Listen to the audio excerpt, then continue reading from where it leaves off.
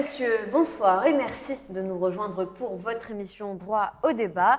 Cette semaine, le thème choisi est la loi de finances 2021 et justement, l'introduction de la LF 2021 s'inscrit dans un contexte économique, social, politique et sanitaire complexe cette année. Nous tenterons de décrypter et d'analyser plusieurs points sur ce sujet avec nos invités, Monsieur Lazar Sabani, partenaire chez PwC, et Monsieur Emin Mechalir, directeur chez PwC. J'en profite pour remercier nos partenaires officiels, PwC et la Chambre algérienne de commerce et d'industrie. Mais place tout d'abord à la rubrique Legal News, Legal Doctrine.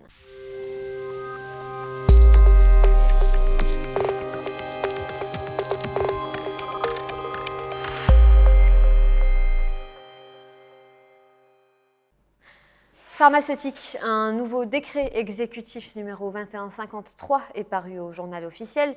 Il est relatif aux modalités de délivrance de l'autorisation temporaire d'utilisation de médicaments non enregistrés.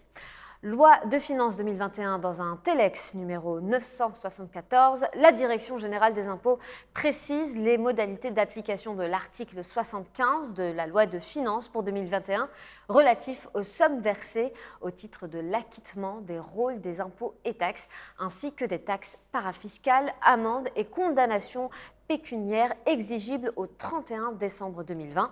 On y apprend notamment que les contribuables qui procèdent au plus tard le 31 décembre 2021 au paiement en un seul versement de l'intégralité du principal de leur dette fiscale sont dispensés du paiement des pénalités de recouvrement. Loi de finances 2021 toujours, dans un Telex numéro 970 cette fois, la Direction générale des impôts précise l'application de l'article 71 de la loi de finances pour 2021 relatif à la période des échéances de paiement des dettes fiscales. Ce Telex donne plus d'informations sur la prorogation de la période des échéances de paiement des dettes fiscales, désormais jusqu'à 60 mois au lieu de 36 mois. Le thème du jour est la loi de finances. On tentera de la décrypter tout de suite dans le droit en débat.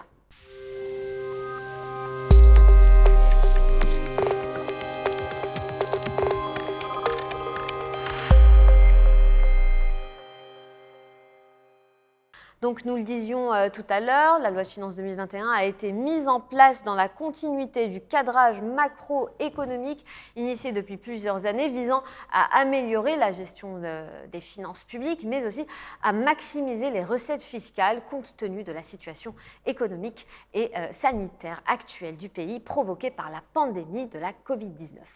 Dans ce contexte, la LF 2021 prévoit notamment d'amender les règles relatives à l'investissement mais également d'apporter des clarifications concernant la fiscalité personnelle.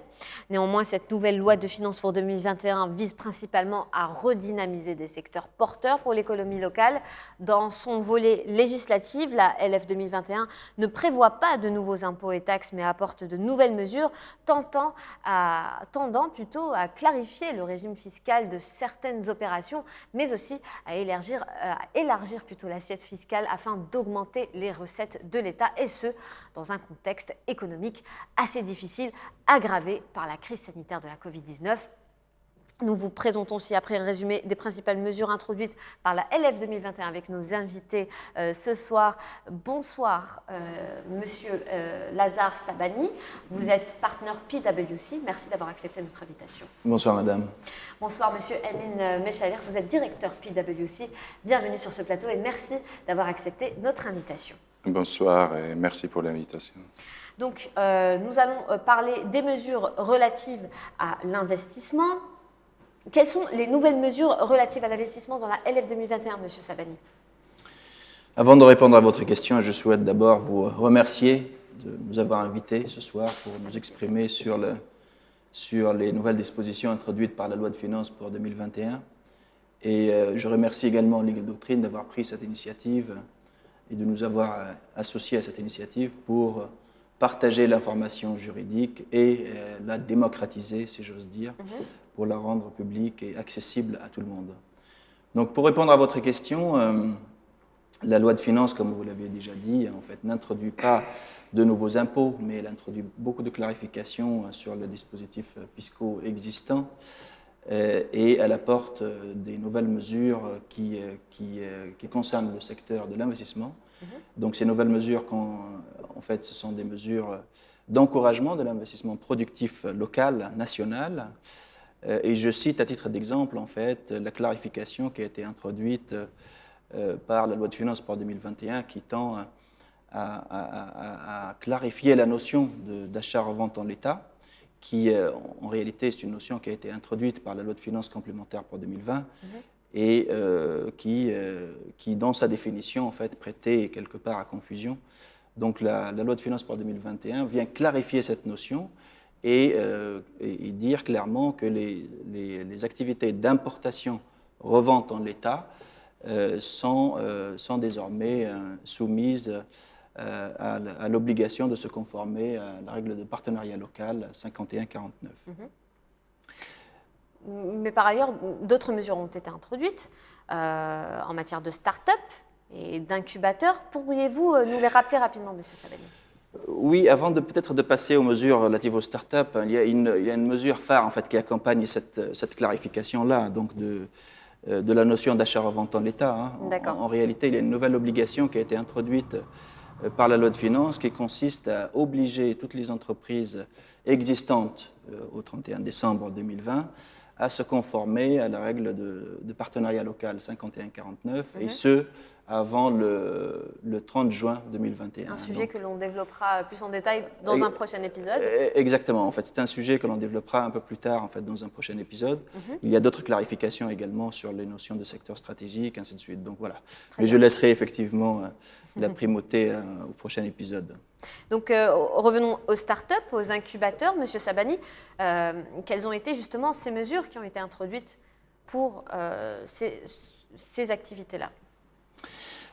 Comme l'a déjà rappelé, je crois, monsieur le ministre délégué chargé des start-up lors d'un précédent épisode, il y a eu pas mal d'incitations fiscales qui ont été introduites à l'attention des start-up et des incubateurs. Et ces incitations fiscales s'inscrivent dans la lignée, si vous voulez, ou dans la continuité des mesures qui ont été déjà prises par les précédentes lois de finances. Et je cite à titre d'exemple, en fait, l'élargissement des exonérations fiscales qui sont accordées aux entreprises start-up, qui ont le label start-up. Et donc, c'est l'apport de la loi de finances pour 2021, c'est d'étendre en fait, ces exonérations d'une période de 3 ans à une période de 4 ans, voire de 5 ans, pour ces entreprises-là. Et ces exonérations concernent les 3 impôts, qui sont donc l'impôt sur les bénéfices des sociétés, l'impôt sur le revenu global et la TVA.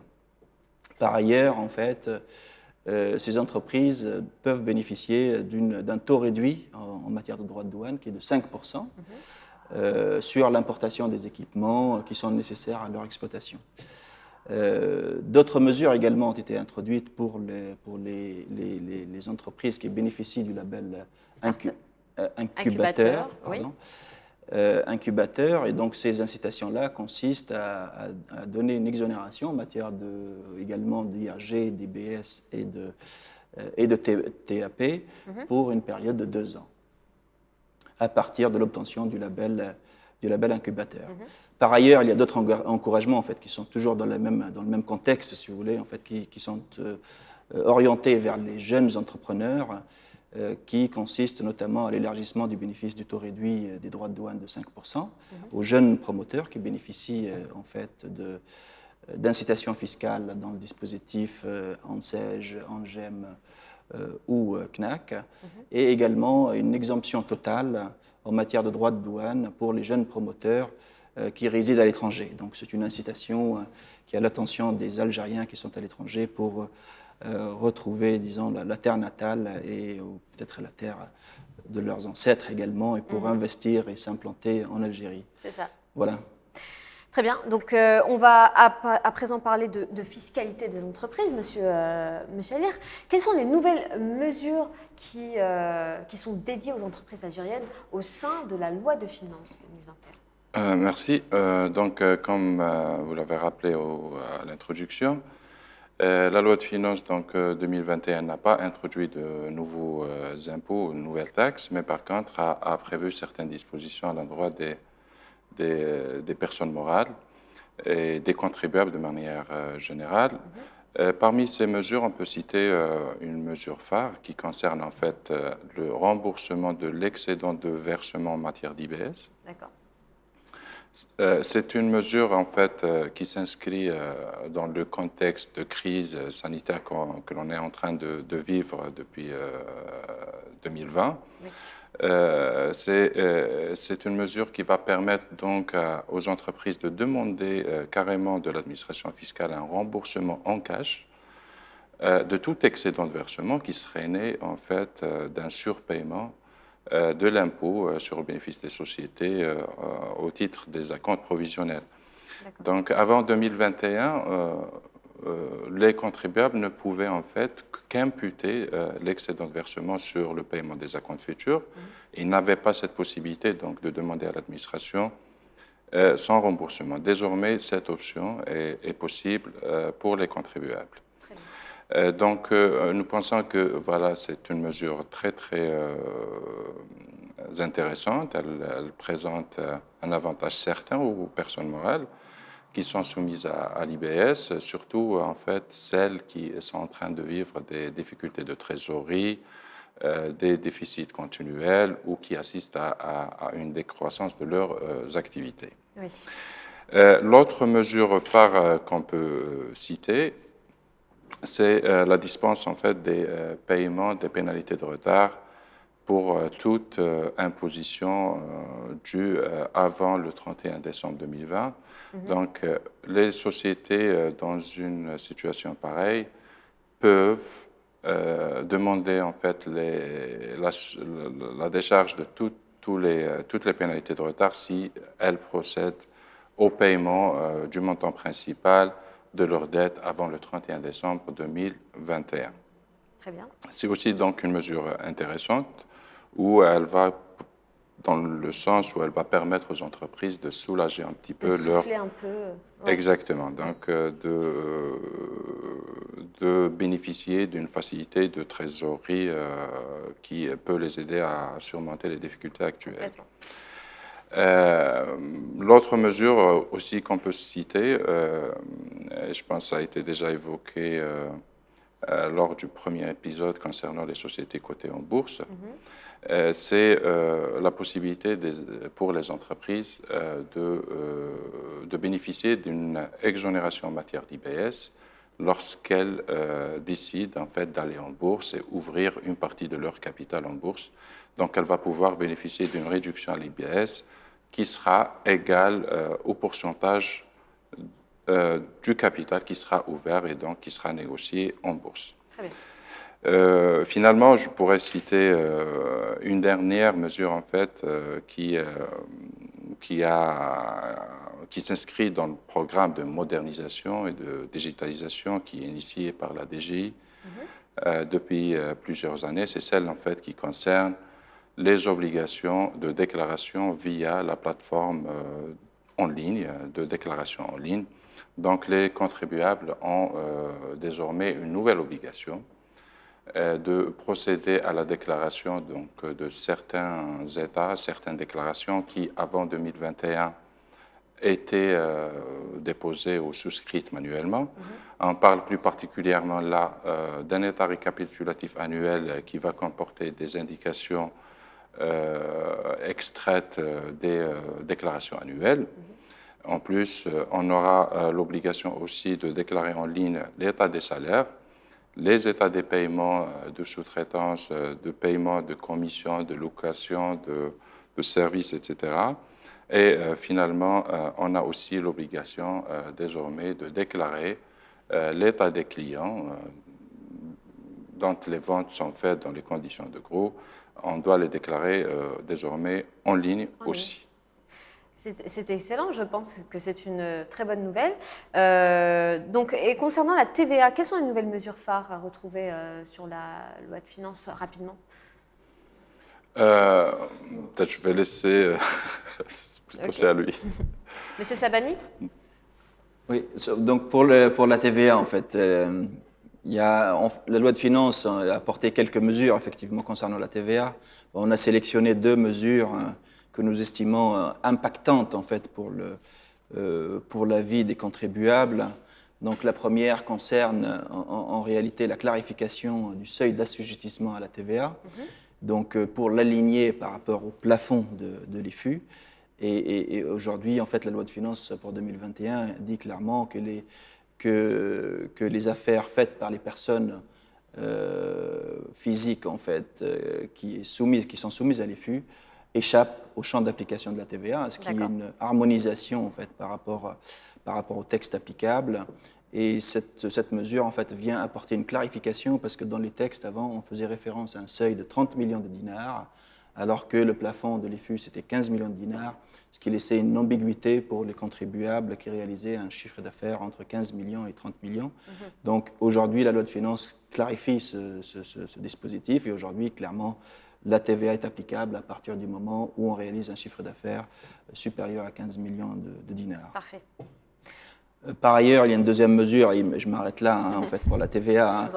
Ça concerne la réinstauration en fait, d'une ancienne obligation pour pouvoir déduire la TVA. Et cette obligation consiste à déposer un état détaillé, qui à joindre à la déclaration fiscale G50, qui donne des informations sur les fournisseurs et sur l'origine de la TVA et le montant de la TVA, le numéro d'identification fiscale, ainsi de suite des fournisseurs.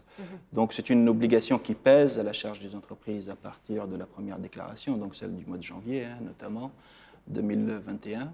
Et donc voilà, donc c'est un appel à toutes les entreprises, il faut respecter cette obligation pour pouvoir déduire leur TVA.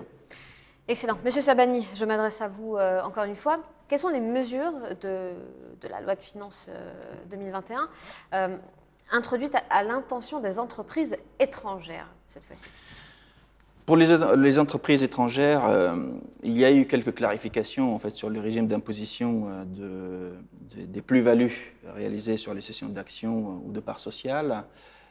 Donc on a recodifié en fait, le taux d'imposition de 20%, donc maintenant c'est clair, bien que ce n'est pas une nouveauté en réalité, c'est juste, disons, la codification fiscale de certains textes.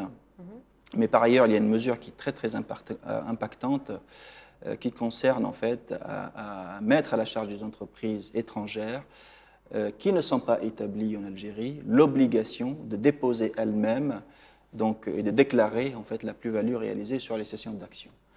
Ce qui pose en fait un certain nombre de questions en pratique en fait parce que ces entreprises ne sont pas établies en Algérie et donc nous comprenons que ces entreprises doivent désigner des représentants fiscaux pour satisfaire à cette obligation. Et sachant que cette obligation, en fait, elle doit être satisfaite dans un délai de 30 jours de la cession des actions. Je rappelle juste pour les non-initiés, en fait, qu'auparavant, cette plus-value était payée par les notaires, enfin, entre les mains des notaires, en fait, qui retient à la source, en fait, sur le prix de cession et paye à l'État. Maintenant, en fait, c'est une obligation qui est mise à la charge des entreprises elles-mêmes. Et voilà.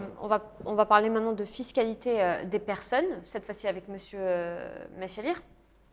Concernant les personnes physiques, quelles sont les mesures les plus importantes?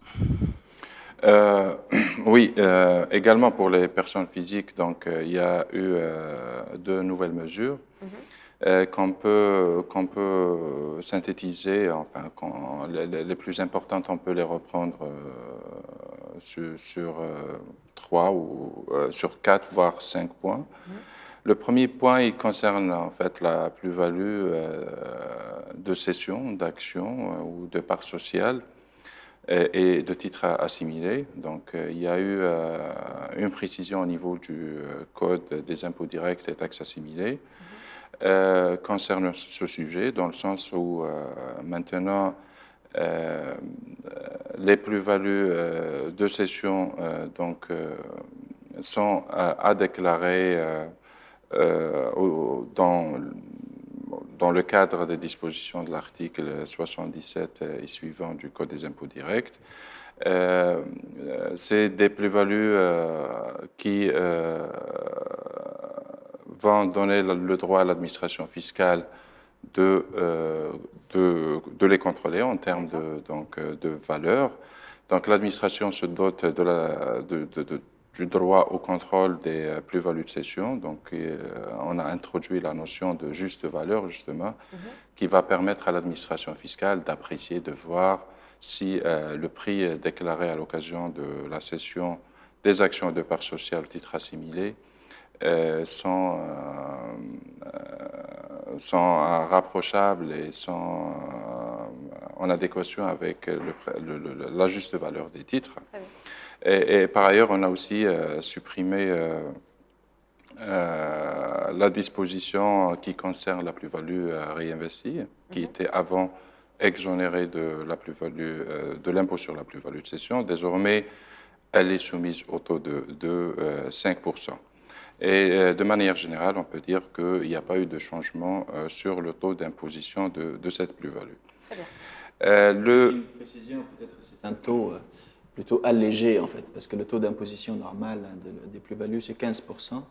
Et donc, en cas de réinvestissement, ces plus-values bénéficient d'un taux réduit de 5% au lieu de 15% en cas de non-réinvestissement. D'accord. Tout à fait.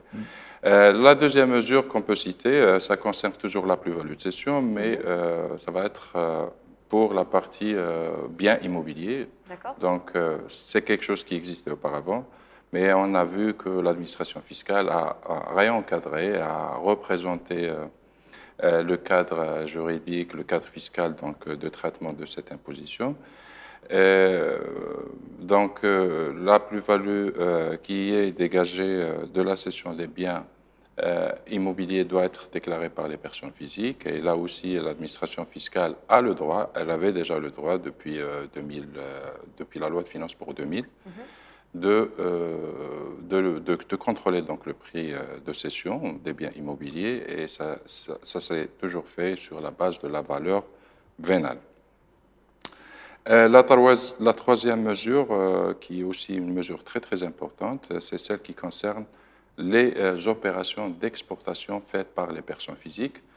Désormais, ces opérations, au même titre que pour les personnes morales, les personnes physiques maintenant bénéficient d'une exonération en matière d'IRG pour toutes les recettes génératrices de devises.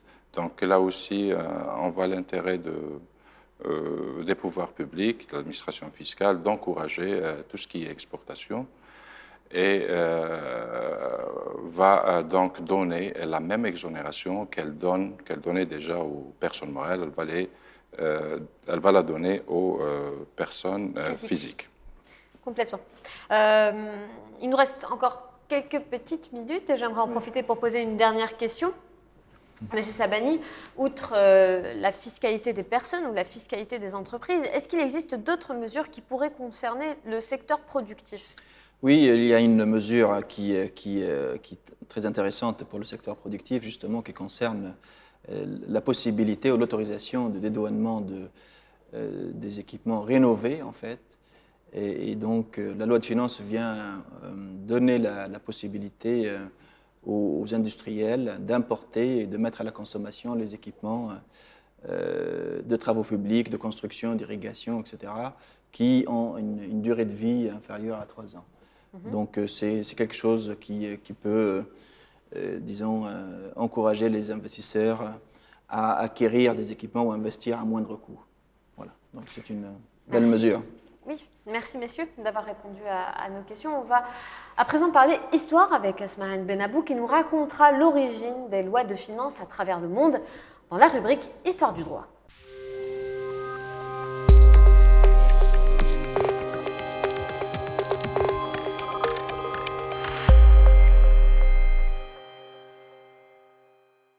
Les lois de finances sont les lois qui déterminent la nature, le montant et l'affectation des ressources et des charges de l'État. Ces lois sont en réalité très anciennes, même si elles n'ont pas toujours eu la forme que nous connaissons aujourd'hui.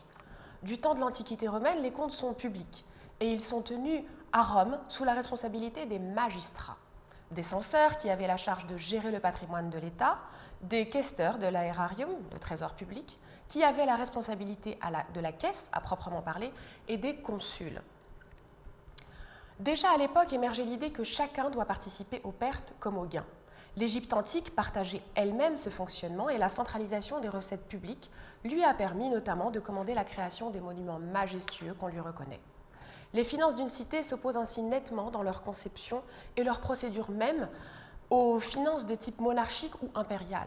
Par exemple, ces dernières sont confidentielles et même parfois secrètes, comme seront par exemple les finances de l'Empire romain à partir du règne d'Auguste.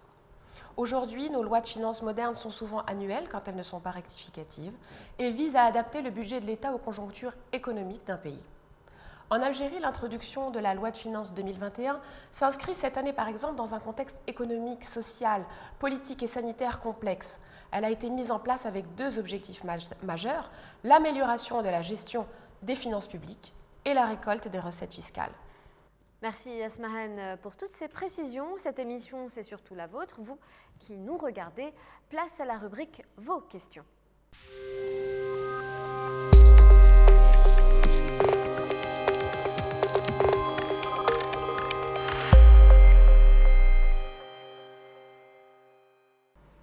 Alors comme de coutume, on invite nos téléspectateurs à nous poser des questions et à interagir avec nous durant l'émission.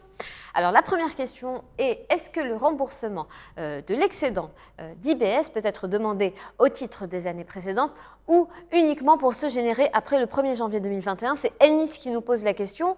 Monsieur Mechalir ? C'est une mesure donc, qui est prise par la loi de finances 2021. Donc, en principe, elle doit être applicable à partir du 1er janvier 2021. Étant donné que la loi de finances n'a pas prévu une exception à cette règle ou elle n'a pas prévu un effet, une date différente pour la mise en application.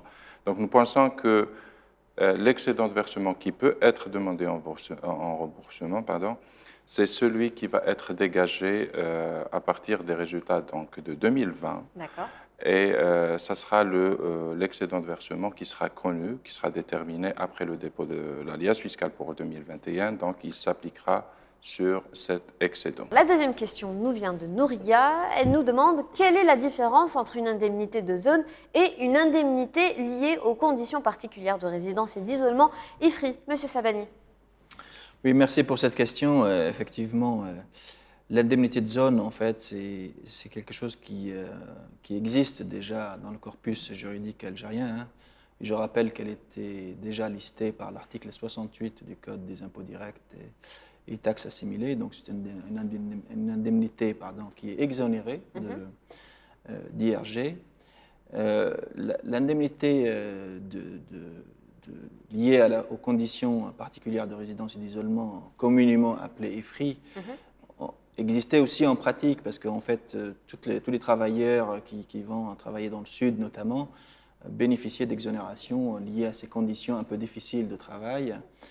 Et donc, l'apport de la loi de finances pour 2021, c'est d'ajouter, en fait, à la liste des exonérations, en fait, l'IFRI en tant que tel, en fait, en tant qu'indemnité, et en la dissociant de l'indemnité de zone, mais en limitant, en fait, le montant déductible à 70% du salaire déclaré.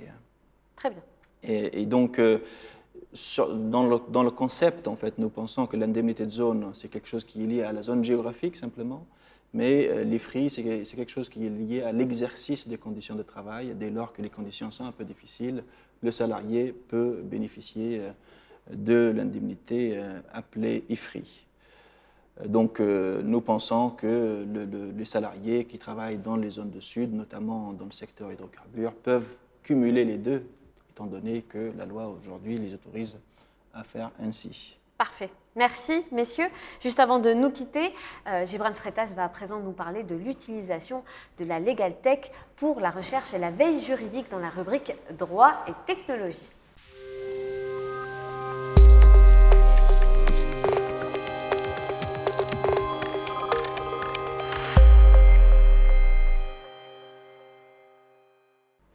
Bonsoir Gibran. Bonsoir Fatma. Recherche et veille juridique, dis-nous tout. Alors, recherche et veille juridique, donc je pense que ce n'est pas les deux invités qui nous font l'honneur d'être avec nous aujourd'hui qui vont me contredire. C'est vrai que pour toute personne qui a à travailler dans le droit, trouver la bonne information au bon moment, c'est très important. Et encore, trouver l'actualisation de cette information en temps réel, c'est encore plus important. On a parlé de loi de finances, et c'est vrai que les lois de finances ont tendance à modifier un certain nombre de choses dans le droit, d'où l'importance justement d'avoir de la technologie qui nous permet de savoir ce qui a bougé, entre guillemets, quand ça a bougé et qu'est-ce qui a été modifié. Alors c'est un peu l'objet de cette rubrique qu'on va échanger rapidement entre nous aujourd'hui, c'est de voir comment est-ce que la technologie permet non seulement de rechercher plus efficacement, mais également d'être informé quasiment en temps réel. Alors en réalité, au début de la Legal Tech, c'était ça le premier cas d'usage. C'était comment est-ce qu'on trouve l'information plus rapidement. Donc ça a commencé surtout en fait aux États-Unis avec l'accès au case law, aux décisions de justice qui étaient très importantes et il n'y avait pas encore de base juridique dans les années 80, 70, même 60 pour pouvoir rapidement et simplement trouver la bonne décision de justice au bon moment. Et c'est d'ailleurs comme ça que les premières bases de données sont nées à l'échelle du monde, à l'échelle en tout cas de la Legal Tech. Et ensuite, progressivement, on a enrichi ces technologies-là, qui étaient simplement des bases de données sur lesquelles on pouvait naviguer à l'aide de quelques clics, par des moteurs de recherche qui sont devenus de plus en plus intelligents, notamment grâce à l'utilisation de l'intelligence artificielle, qui intervient à plusieurs endroits dans le processus de recherche, qui intervient tout d'abord dans la phase de compréhension de la requête de la personne qui fait la recherche, à savoir de comprendre ce que la personne a voulu dire en tapant par exemple TVA, Algérie, déduction en remboursement. Là, l'algorithme de compréhension du langage naturel va essayer de comprendre ce que la personne a voulu dire. Et là, il y a un deuxième pan de l'IA qui rentre en jeu, c'est trouver l'information pertinente au bon moment. Et surtout, trouver l'information pertinente dans ces corpus juridiques qui sont parfois et même très souvent assez étoffés. Et donc, en fait, c'est la combinaison de ces deux moyens-là, la compréhension de la requête et le fait de trouver l'information rapidement, qui rend la Legal Tech aussi incontournable aujourd'hui dans le monde, dans la recherche juridique. Alors, c'est ce qu'on fait chez Legal Doctrine, bien entendu, et c'est aussi ce qu'on retrouve dans un certain nombre de pays aujourd'hui dans le monde, parce que c'est un enjeu qui est considérable de pouvoir trouver rapidement l'information. Et enfin, on l'a dit, il y a la recherche, mais également la veille juridique. Donc la veille juridique, c'est le fait de se tenir informé en toutes circonstances des modifications, des nouveautés ou de toute chose qui est susceptible d'intéresser une personne sur une thématique bien précise. Et là aussi, la Legal Tech peut aider, bien entendu. Je sais que vous avez d'ores et déjà toutes et tous installé l'application Legal Doctrine et vous recevez les notifications à chaque fois qu'il y a des nouveautés. Ça, typiquement, c'est de la Legal Tech qui permet d'avoir de la veille juridique plus simplement. On est informé en temps réel des nouveautés, des modifications, et on peut même aller jusqu'à personnaliser ces centres d'intérêt afin d'être, entre guillemets, dérangé uniquement quand ça nous intéresse. Alors, en résumé, la Legal Tech, c'est vrai qu'elle s'est construite même autour de cet objectif de simplifier la recherche et la veille, et c'est ce qu'on essaye de faire au quotidien avec nos partenaires qu'on remercie bien entendu à chaque fois chez Legal Doctrine. La Legal Tech qui est aujourd'hui incontournable. Merci Gibran Freitas et merci à nos invités d'avoir été présents avec nous ce soir. Monsieur Lazare Sabani, partenaire chez PwC, et monsieur Amin Mechaler, directeur chez PwC. Merci encore à nos partenaires officiels PwC Algérie et la Chambre algérienne de commerce et d'industrie. Et merci à vous qui nous regardez pour votre attention. Retrouvez toutes nos émissions sur notre site internet legaldoctrine.com, votre plateforme de recherche et veille juridique. Ne ratez aucun épisode en vous abonnant à la chaîne YouTube Legal Doctrine TV et je vous retrouve lundi prochain, même heure, même chaîne. Excellente soirée à tous.